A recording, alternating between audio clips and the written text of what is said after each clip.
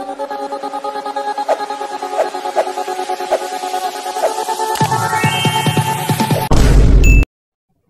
hello viewers, நம்ம இன்னைக்கு இந்த வீடியோல எந்த விஷயத்தை பத்தி பேச போறோம், யாரை பத்தி பேச போறோம் அப்படின்னு சொல்லிட்டு கேட்டோம் அப்படின்னா போயிங் 787 விமானம் இருக்கு இல்லையா, அது நேற்று வந்துட்டு பார்த்தோம் அப்படின்னா அகமதாபாத்ல விபத்துல சிக்கினது இந்தியா முழுக்க மட்டும் இல்லாம சர்வதேச அளவுல பேசுபொருளா மாறி இருக்கு அப்படின்னு சொல்லலாம். ஸோ நேற்று வரைக்குமே வந்துட்டு பார்த்தோம் அப்படின்னா விமானம் இருக்கு இல்லையா, விமானம் வந்துட்டு விபத்துக்குள்ளானதுக்கு என்ன காரணம் அப்படின்னு சொல்லியே தெரியல அப்படின்னு சொல்லப்பட்டிருக்கிற சுச்சுவேஷன்ல விமானத்துல அந்த கருப்பு பெட்டி அப்படின்னு வந்துட்டு சொல்லுவாங்க இல்லையா. ஸோ லாஸ்ட் மினிட் வரைக்கும் வந்துட்டு விமானத்துக்குள்ள என்ன நடந்துச்சு, என்ன தப்பு நடந்துச்சு அப்படின்றத கண்டுபிடிக்கிறதுக்கு இருக்கக்கூடிய ஒரு லாஸ்ட் ஆப்ஷன், லாஸ்ட் ஹோப் வந்துட்டு பார்த்தோம் அப்படின்னா அந்த கருப்பு பெட்டி தான் அப்படின்னே சொல்லலாம். ஸோ சக்ஸஸ்ஃபுல்லாக வந்து பார்த்தோம் அப்படின்னா அந்த கருப்பு பெட்டி இருக்கு இல்லையா, அதை கைப்பற்றப்பட்டு ரிசர்ச்சுக்கு கொண்டு போகப்பட்டிருக்கு அப்படின்னு தான் சொல்லணும். ஸோ இப்படிப்பட்ட சுச்சுவேஷன் வந்துட்டு பார்த்தோம் அப்படின்னா போயிங் ரக விமானங்கள் இருக்கு இல்லையா, அதுலேயும் இந்த போயிங் 787 ட்ரீம் லைனர் விமானத்தில் வந்துட்டு பார்த்தோம் அப்படின்னா நான் ஆல்ரெடியே வந்துட்டு பல குற்றச்சாட்டுகள் இருக்கு அப்படின்னு வந்துட்டு சொன்னேன். அதில் வந்துட்டு பார்த்தோம் அப்படின்னா தரமில்லாத உதிரிப்பாகங்கள் இருக்கு இல்லையா, அதை வந்துட்டு கொண்டு போய் சேர்க்கறது, அது மட்டும் இல்லாமல் அந்த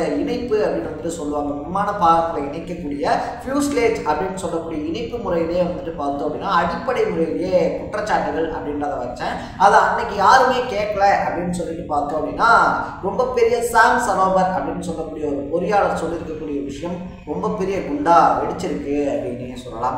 அப்போ இந்த போயிங் நிறுவனம் வந்துட்டு சரியா விமான கட்டுமான பணிகள் அப்படின்றது ஈடுபடலையா அப்படின்னு சொல்லக்கூடிய ஒரு ரொம்ப பெரிய கேள்வியுமே எழுப்பப்பட்டிருக்கு அப்படின்னே சொல்லலாம். அது மட்டும் இல்லாமல் அந்த விமானம் இருக்கு இல்லையா, அந்த ஆக்சிடென்ட் ஆன அதே விமானத்தில் 2 மணி நேரத்துக்கு முன்னாடி வந்துட்டு பயணம் பண்ணாரு அப்படின்னு சொல்லக்கூடிய ஒரு நபர் வந்துட்டு வெளியிட்டு இருக்கக்கூடிய வீடியோவில் பார்த்தோம் அப்படின்னா ஏசி ஒர்க் ஆகலை, அது மட்டும் இல்லாமல் வந்துட்டு பார்த்தோம் அப்படின்னா டிவி ஸ்க்ரீன்ஸ் ஒர்க் ஆகலை, எதுவுமே வந்துட்டு ப்ராப்பராக இல்லை அப்படின்னு சொல்லிட்டு ஒரு குற்றச்சாட்டோட ஒரு வீடியோ கிளிப்பிங் அப்படின்றதும் இன்டர்நெட்டில் ட்ரெண்ட் ஆகிட்டு இருக்கு. அப்போ இந்த குற்றச்சாட்டுகள்லாம் இருக்கிறது தெரிஞ்சும் மறுபடியும் அந்த விமானம் அப்படின்றது இயக்கப்பட்டுச்சா அப்படின்னு சொல்லக்கூடிய கேள்விகளும் முன்வைக்கப்படுது அப்படின்னே சொல்லலாம். அதை பற்றி தான் நம்ம விலாவாரியாக பேச போகிறோம். ஸோ இந்தியா மட்டும் இல்லாமல் பிரேசில், அமெரிக்கா உட்பட பல நாடுகளில் வந்துட்டு பார்த்தோம் அப்படின்னா இந்த போயிங் 787 ட்ரீம் லைனர் விமானம் இருக்கு இல்லையா, அடுத்தடுத்து ஆபத்துகளில் சிக்கிக்கிட்டு இருக்கு அப்படின்னே சொல்லலாம். எல்லாத்த பற்றியும் தான் நம்ம பேச போகிறோம். அதுக்கு முன்னாடி நம்ம சேனலுக்கு நீங்கள் புதுசாக வந்திருந்தீங்க அப்படின்னா இதே மாதிரி அப்பப்போ அப்டேட்டாக போயிட்டு இருக்கிற விஷயங்கள், அது கரண்ட் அஃபேர்ஸாக இருந்தாலும் சரி, பாலிடிக்ஸாக இருந்தாலும் சரி, ஸ்போர்ட்ஸாக இருந்தாலும் சரி, அப்பப்போ அப்டேட்டாக போயிட்டு இருக்கிற விஷயங்களை நீங்கள் தொடர்ந்து தெரிஞ்சுக்கணும் அப்படின்னு ஆசைப்பட்டீங்கன்னா மறக்காமல் சேனலை ஃபாலோ பண்ணி சப்ஸ்கிரைப் பண்ணிக்கோங்க. ஸோ ஃபர்ஸ்ட் ஆஃப் ஆல் வந்துட்டு பார்த்தோம் அப்படின்னா அந்த இறந்து போன 240 பேர் இருக்காங்க இல்லையா, அவங்களுடைய உயிருக்கு வந்துட்டு என்ன மதிப்பு அப்படின்னு சொல்லக்கூடிய கொஸ்டின் மார்க்கும் வைக்கப்படுது அப்படின்னே சொல்லலாம். ஏன்னா இந்த விமானத்தில் வந்துட்டு சாம் சரோவர் சொல்லக்கூடிய விஷயம் என்ன அப்படின்னு சொல்லிட்டு வந்துட்டு பார்த்தோம் அப்படின்னா அந்த ஃபியூஸ்லேஜ் அப்படின்னு சொல்லக்கூடிய முறை இருக்கு இல்லையா, அதுவே வந்துட்டு சரியா செய்யப்படல. அது மட்டும் இல்லாமல் விமானம் செய்யக்கூடிய தொழிலாளர்கள் இருக்காங்க இல்லையா, அவங்களுக்குமே அதிகமான அழுத்தம் அப்படின்றது வந்துட்டு தரப்பட்டிருந்துச்சு. ஸோ இதை வந்து நான் பல வருஷங்களுக்கு முன்னாடியே வந்துட்டு சொன்னேன். ஒரு சில பயணங்கள், பல நூற்றுக்கணக்கான பயணங்கள் அப்படின்றது வந்துட்டு இது சக்ஸஸ்ஃபுல்லாக போகிற மாதிரி தான் தெரியும். ஆனால் விபத்து அப்படின்றது ஏற்படும் போது வந்துட்டு பார்த்தோம் அப்படின்னா அது ரொம்ப பெருசாக இருக்கும் அப்படின்னு சொல்லிட்டு நான் முன்னாடியே முன்னெச்சரிக்கை கொடுத்துருந்தேன். அதை யாருமே காதில் வாங்கலை அப்படின்னு வந்துட்டு சொல்லியிருக்காரு.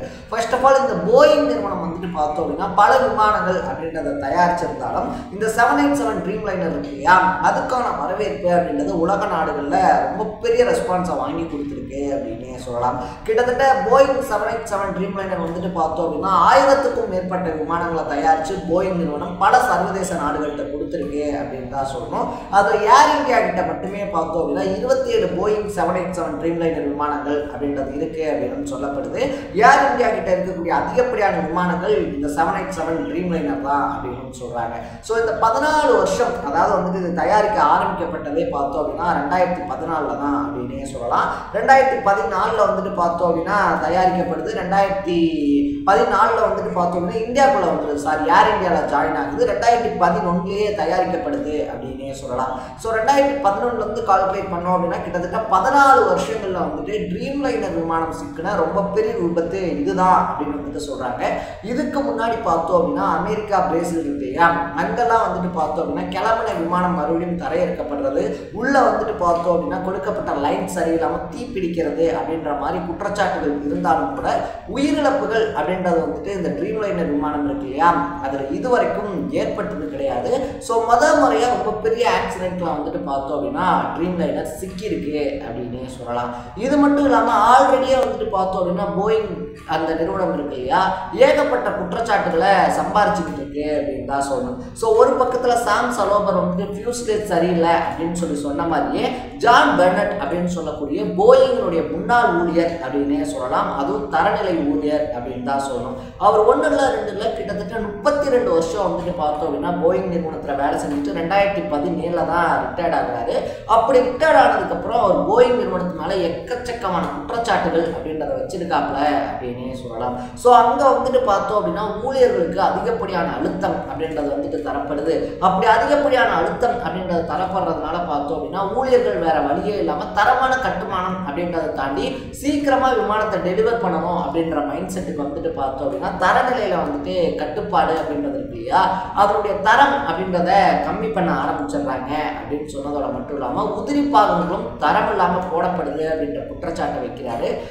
ஆக்சிஜன் ஒர்க் ஹவுஸ் இருக்கு இல்லையா, அவசர கால ஆக்சிஜன் ஒர்க் ஹவுஸ் வந்துட்டு பார்த்தோம் அப்படின்னா அதை செக் பண்ணி பார்த்ததுல 25% தோல்வி அடைஞ்சிருக்கு அப்படின்னு சொல்லிட்டு போயிங் மேலே அடுத்தடுத்து குற்றச்சாட்டுகள் அப்படின்றத வைக்கிறாரு. ஸோ அப்படி குற்றச்சாட்டுகள் வைக்கப்பட்டவர் பார்த்தோம் அப்படின்னா 2024 அவரே சூசைட் பண்ணி இறந்து போயிட்டாரு அப்படின்ற நியூஸும் வருது.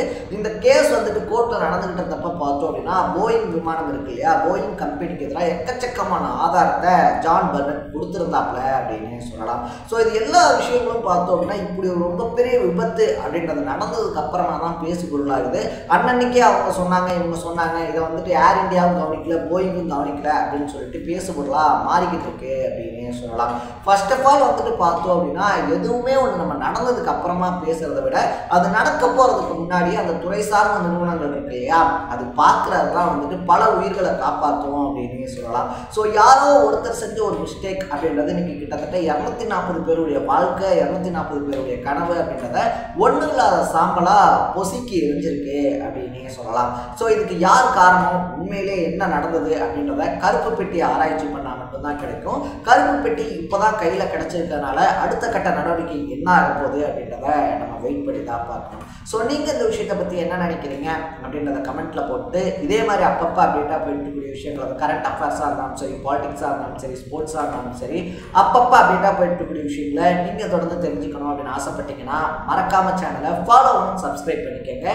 நாளைக்கு இதே மாதிரி இன்ட்ரெஸ்டிங்கான வீடியோட சந்திக்கலாம். தட பை பை.